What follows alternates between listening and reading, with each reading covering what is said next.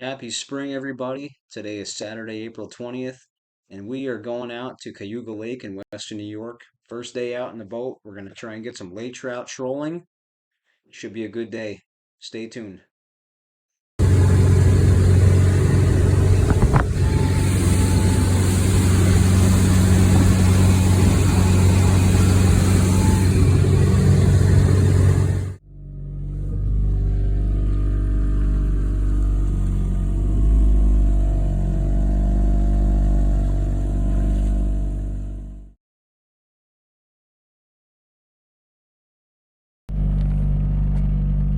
Hooked up.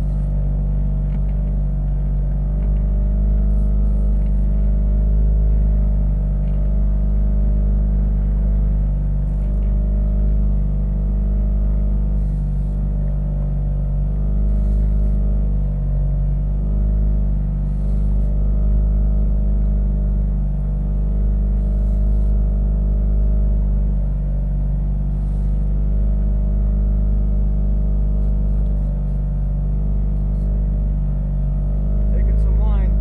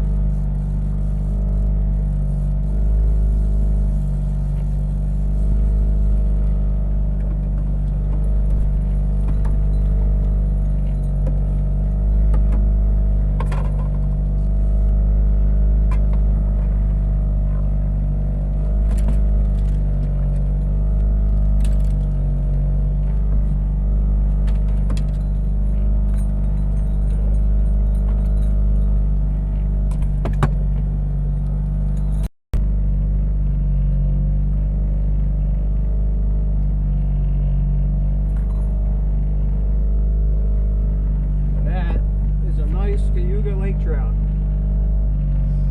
Let's see if we got that here.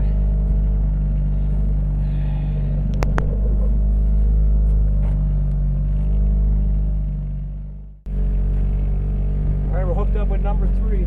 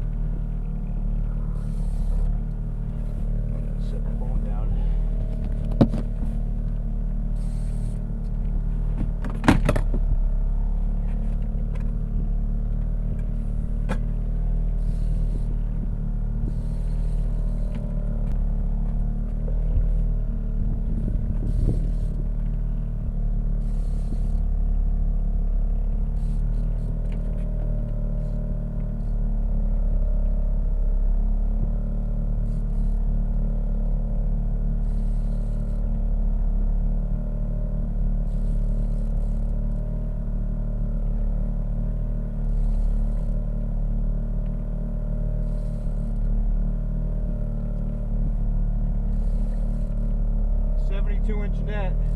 Still not long enough. Come on.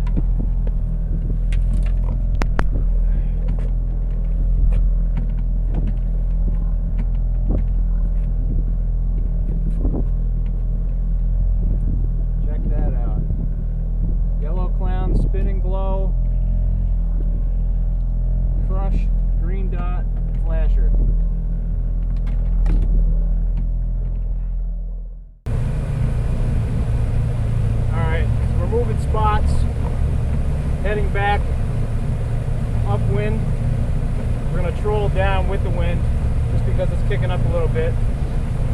Everything seems to be in about that 100 to 120 foot range, anywhere from right on bottom to about 80 feet. So we're using a combination of spinning GLOS and rotating flashers, and you're allowed three rods per person. So we're going to head up here and turn around and drop them back down and see what we get. Be back to you. Alright, we're hooked up. This one was on the diver on the spoon. I just set it like 2 minutes ago.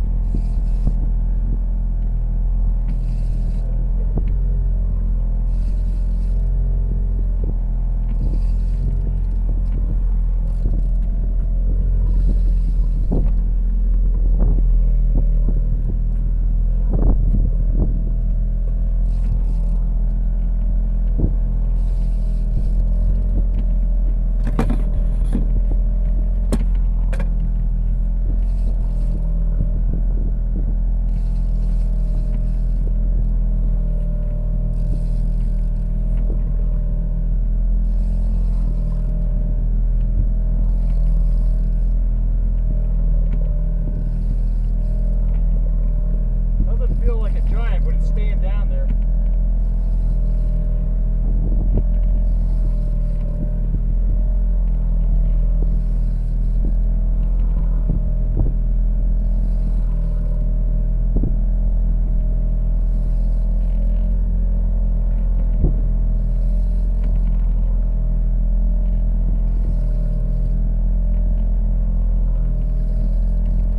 Got about 120 feet of line out.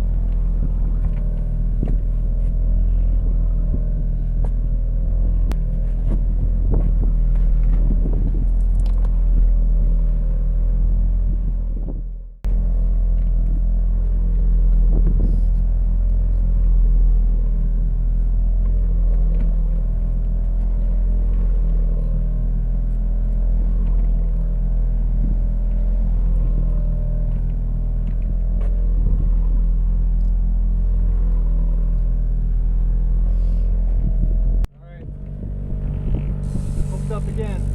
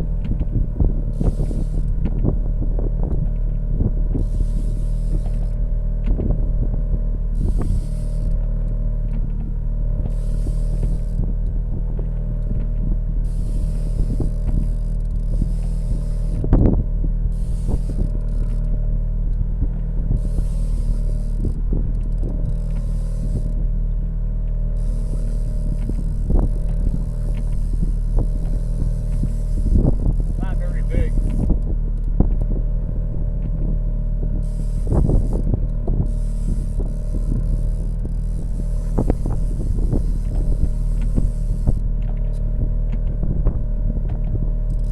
Maybe it's decent. I can't tell. It's hard to see.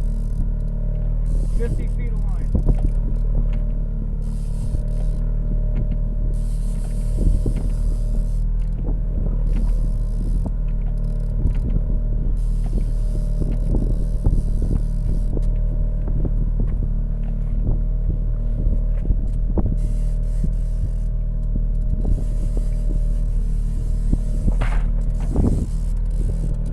Oh, it's decent.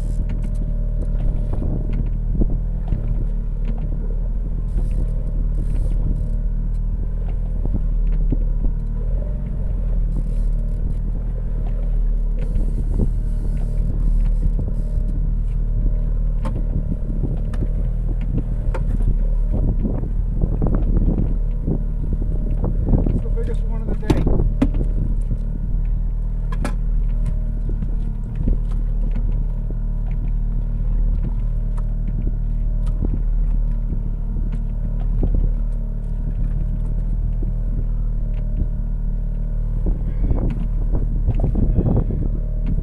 What a beauty. Beautiful colors on this one.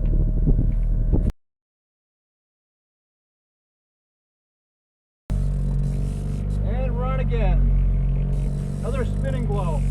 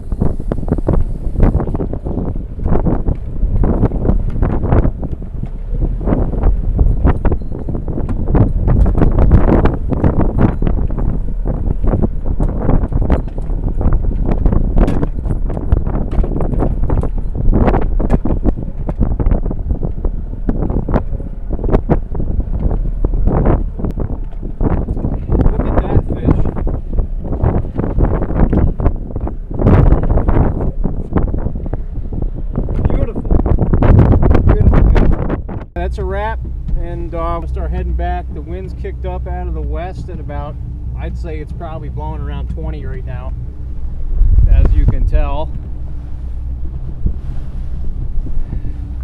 So it's going to be a rough ride back, but it is what it is. Thanks for watching. Hope you guys get out and catch some lake trout or whatever else you got in your lakes.